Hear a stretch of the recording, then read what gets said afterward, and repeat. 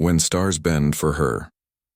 Jake Morrison wiped the grease from his hands as another long shift at Horizon Station came to an end, and the silence of space surrounded him like a cold blanket.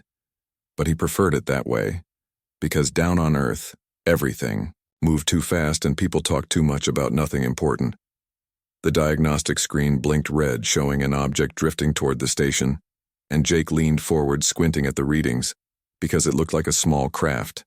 Maybe an escape pod, and his heart started beating faster because anything unexpected in space usually meant trouble.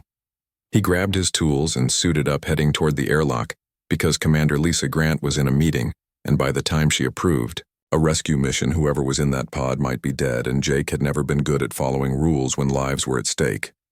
The pod was damaged badly, with scorch marks covering its silver surface and strange symbols glowing faintly along its side that he had never seen before in all his years working on various space stations and colonies. Jake attached the magnetic clamps and pulled the pod into the cargo bay, then sealed the doors behind him before the station sensors could register what he had done, and he knew he would catch hell for this later. But something told him it was worth the risk. The hatch opened with a hiss of pressurized air, and inside lay a woman, but not like any woman Jake had ever seen, because her skin shimmered like polished silver in the dim light, and her hair fell in waves of deep purple around her face. She was tall, even lying down, maybe 7 feet, and her body was muscular in a way that spoke of years of combat training, and her breathing came in short, painful gasps through lips that were darker than her silver skin. Jake carefully lifted her from the pod, surprised by how heavy she was, and carried her to the medical bay in the maintenance section, where no one would find them because this woman was clearly not human, and Horizon Station had strict protocols about alien contact. He laid her on the table and began treating her wounds, using the basic medical training all mechanics received, and her blood was a strange golden color that seemed to glow faintly as it dripped onto the floor. Her eyes opened suddenly, and they were the most beautiful shade of violet he had ever seen.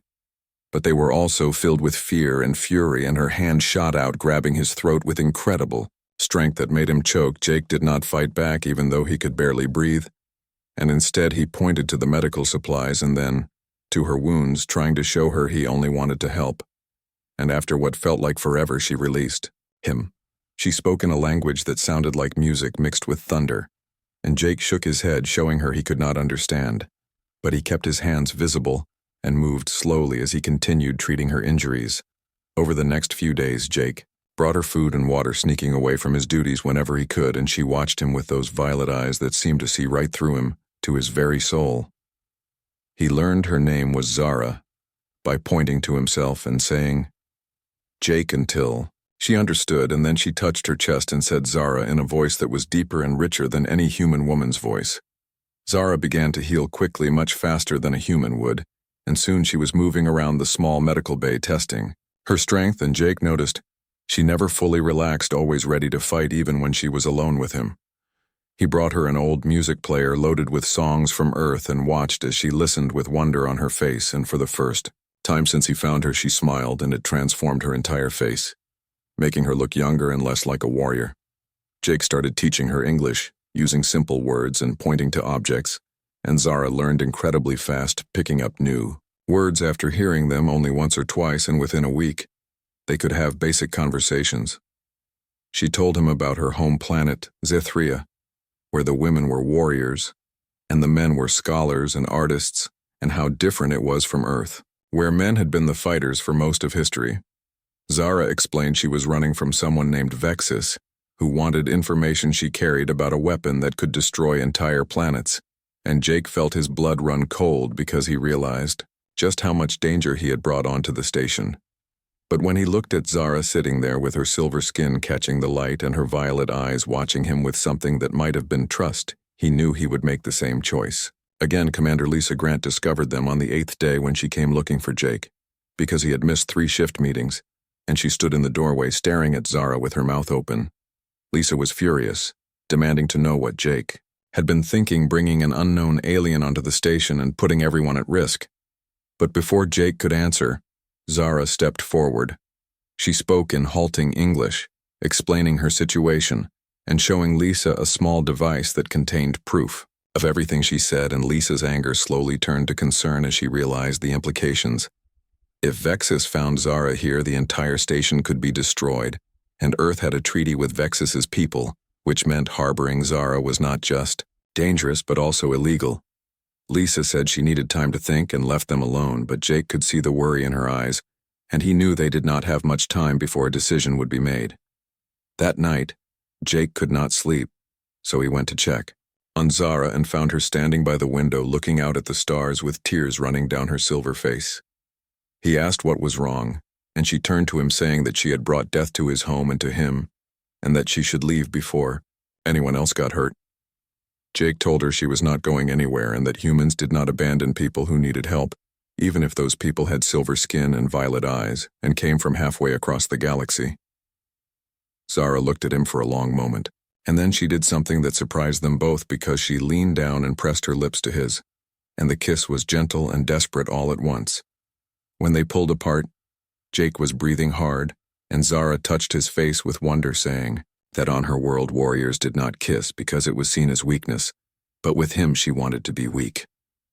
The alarm started blaring before Jake could respond, and red lights flashed throughout the station, and Lisa's voice came over the intercom, saying that 3 ships had just appeared and they were demanding the station hand over a Zethrian fugitive.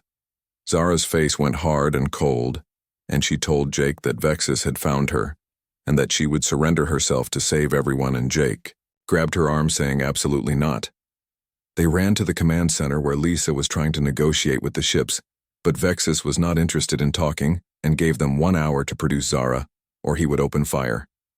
Jake looked at the tactical display and an idea formed in his mind because he knew these old stations better than anyone, and he knew their weaknesses, which meant he also knew their strengths. He explained his plan to Lisa and Zara, and it was risky, maybe even suicidal, but it was better than doing nothing and watching people die. They had 30 minutes to rig the cargo bay to detach and make it look like an escape pod, and Jake worked faster than he ever had while Zara helped him with her incredible strength. Lisa evacuated non-essential personnel and prepared the station's limited weapons, and Jake could see she was scared, but also determined because she had not become commander by backing down from fights. With 5 minutes left, Jake and Zara climbed into the rigged cargo bay and Lisa sealed them in from outside, and Jake tried not to think about all the ways this could go wrong. The bay detached and began drifting away from the station, and immediately Vexus's ships changed course to intercept it, and Jake held his breath watching the sensors. At the last second before the ships reached them, Jake activated the thrusters he had hidden in the bay, and they shot forward. Not away but toward the smallest enemy ship. Zara was already moving, pulling on the combat suit Jake had found for her, and her face was calm, like she had done this 1,000 times before. They crashed into the enemy ship's docking port, and Zara cut through the door with a plasma torch, and they stormed inside. And Jake had never been in real combat before, but adrenaline kept him moving. Zara fought like nothing Jake had ever seen, taking down enemy soldiers with brutal efficiency and protecting him when he was too slow, and he tried his best to watch her back. They fought their way to the bridge, and Zara confronted Vexus, who was tall and covered in dark scales, and his eyes burned with hatred when he saw her. Vexus said that Zara was a traitor to her people, and that the weapon information she carried belonged to their allies, but Zara laughed and said he was the traitor selling out Zethria for personal power.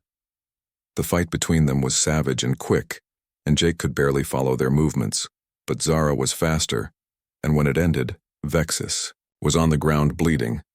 Zara took control of the ship and broadcast a message to the other vessels explaining what Vexus had been doing and showing them the proof, and slowly the other ships stood down. Lisa contacted them asking if they were alive, and Jake laughed because he could not believe they had actually survived. Back on the station, Zara was cleared of all charges once Earth Command reviewed the evidence, and she was offered sanctuary on Earth or safe passage home. Jake waited nervously as Zara considered her options because he had fallen in love with this silver-skinned warrior woman who had crashed into his life. Zara looked at him and smiled that smile that transformed